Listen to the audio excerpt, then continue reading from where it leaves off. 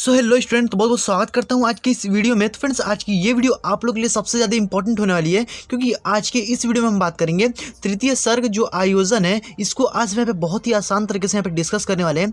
और ये आपके बोर्ड एग्जाम 2023 के लिए बहुत ही ज़्यादा इंपॉर्टेंट है। तो जो क्लास 10th वाले विद्यार्थी हैं वो इस वीडियो को कंप्लीट दिखेगा, क्योंकि ये आपके बोर्ड एग्जाम में 100% आपको देखने को मिलने ही वाला है। तो आज हम इसे बहुत ही ईजिली यहाँ पे देखेंगे, इसको बहुत ही कहानी की तरह से आसान तरीके से समझने वाले हैं। तो बस आपको वीडियो को लास्ट तक देखना है, और इससे पहले आप एक वीडियो को एक लाइक जोर से कर दीजिएगा। तो चलिए फटाफट से वीडियो को शुरू करते हैं।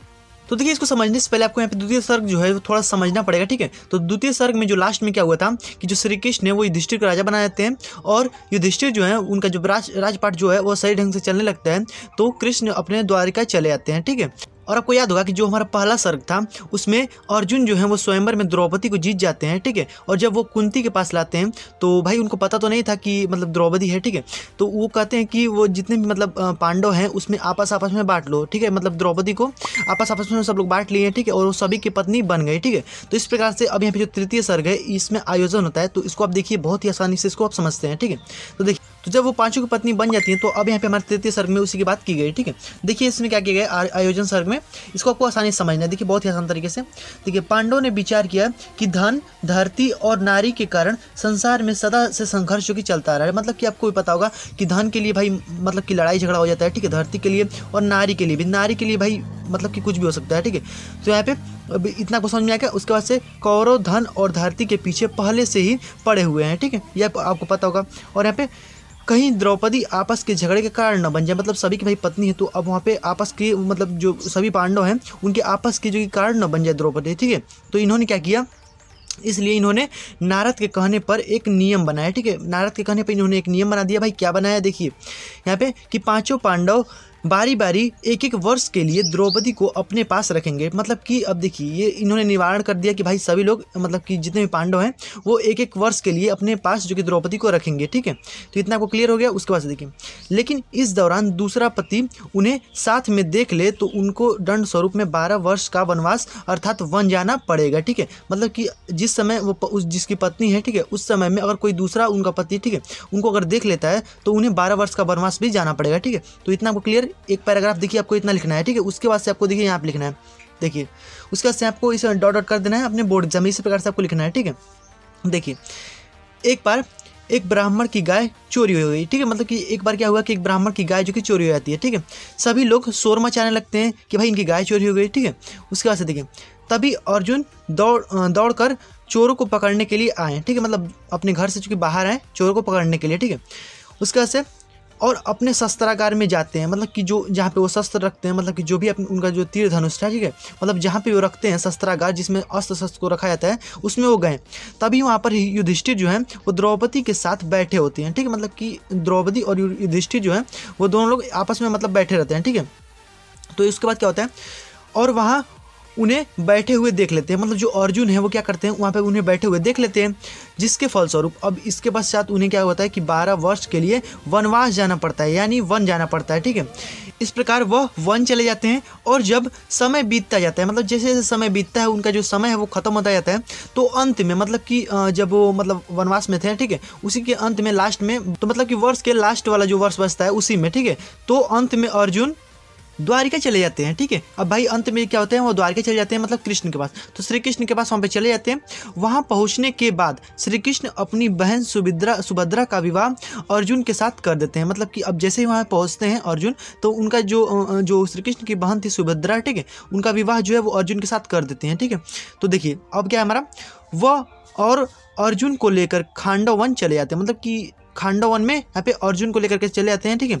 खांडव वन आने के बाद अग्नि देवता को खुश रखने के लिए खांडव दाह करते हैं, ठीक है। मतलब कि जो श्री कृष्ण थे वो अर्जुन के साथ यहाँ पे खांडव दाह को करते हैं खांडव वन में, ओके। उसके बाद से देखिए, तो इसी तरह से आपको बहुत ही आसान तरीके से लिखना है अपने शब्दों में ही, ठीक है। ज़्यादा कुछ आपको लिखना नहीं है, तो बस देखिए आपको एक कहानी की तरह एकदम याद कर लेना है, ओके। देखिए उसके बाद से हमारा जब अग्नि देवता खुश होते हैं, देखिए अब खांडव दाह जब किए तो जो अग्नि देवता क्या हुए, खुश हो गए, ओके। तो वह उनको 4 सफ़ेद घोड़े, 4 क्या करते हैं, सफ़ेद घोड़े और तेजी से चलने वाला एक कपिध्वज रथ को देते हैं, ठीक है। मतलब जो अर्जुन होते हैं, अर्जुन को क्या करते हैं, जो अग्नि देवता होते हैं वो तेजी से चलने वाला एक जो कपि रथ और यहाँ पे 4 जो कि सफ़ेद घोड़े को देते हैं, ओके। उसके बाद से देखिए, और श्री कृष्ण को सुदर्शन चक्र देते हैं। और उसी समय वरुण देवता अर्जुन को गांडीव, ठीक है, मतलब ये जो कि धनुष था, ठीक है, गांडीव धनुष था, गांडीव जो नाम है धनुष का, और अक्षय तुड़ीर देते हैं। तुड़ीर क्या है, मतलब कि जिसमें अस्त्र को रखा जाता है, जो हमारा तीर और होता है, ठीक है, उसको यहाँ पे रखा जाता है, उसी को यहाँ पे तुड़ीर बोलते हैं, ठीक है। तो ये आपको क्लियर हो गया। देखिए ये आपका दूसरा पैराग्राफ कंप्लीट हो गया। तो एकदम ऐसे ही आपको बोर्ड एग्जाम में लिखना है अपने शब्दों में। आई होप कि आपको इतना समझ में आ गया होगा। उसके बाद देखिए बहुत थोड़ा सा है, बस आपको देखिए उसके बाद से क्या है कि और वहीं पर जो भीम होते हैं, ठीक है, उनको यहाँ पे गदा दिया जाता है, ठीक है, वरुण देवता के द्वारा। तो इसके बाद देखिए यहाँ पे आपको यहाँ पे डॉट कर देना है। उसके बाद देखिए कैसे आपको लिखना है यहाँ पे। फिर वो अपना राज करने लगते हैं, मतलब वो फिर आ जाते हैं, ठीक है, और अपना राजपाट करने लगते हैं आसानी से, ठीक है। और फिर जो श्री कृष्ण होते हैं वो द्वारिका चले जाते हैं, ठीक है।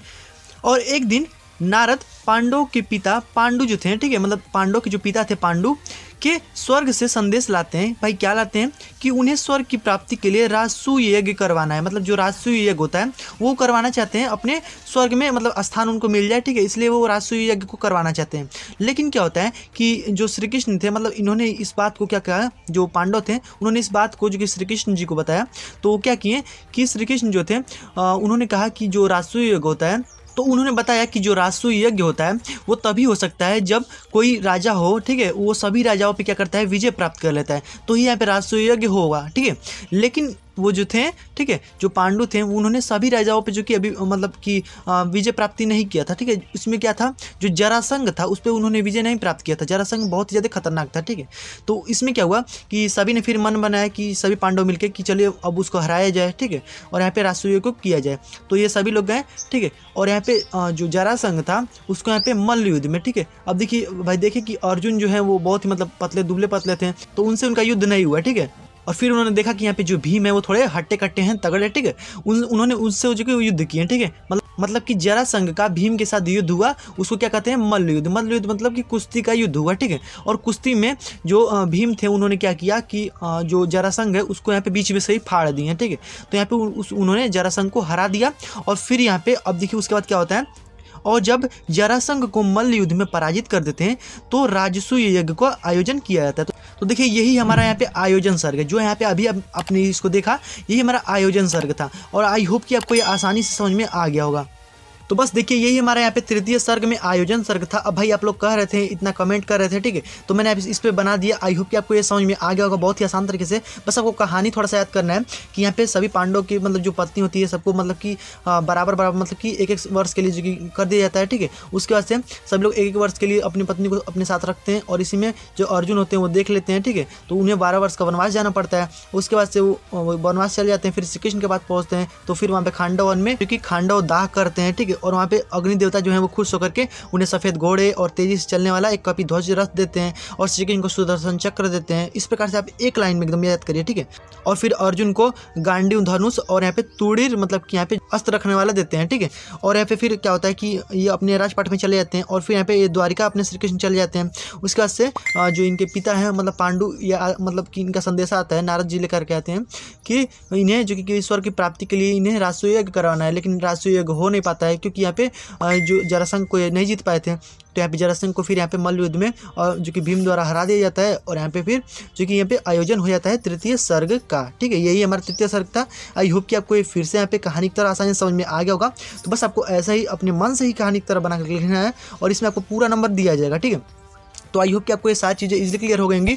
तो अगर आपको वीडियो थोड़ा सा पसंद है तो वीडियो को लाइक कर दीजिएगा, चैनल पर अगर नए हो सब्सक्राइब जरूर कर दीजिएगा और जो नोटिफिकेशन बेल होगा उसको ऑल पे जरूर प्रेस कर दीजिएगा, क्योंकि जब भी हम और भी ऐसे आपके लिए बोर्ड एग्जाम से रिलेटेड वीडियोस को अपलोड करेंगे तो नोटिफिकेशन आपको सबसे पहले पहुंच जाए। फ्रेंड्स मिलते हैं नेक्स्ट वीडियो में, तब तक के लिए गुड बाय, जय हिंद, वंदे मातरम।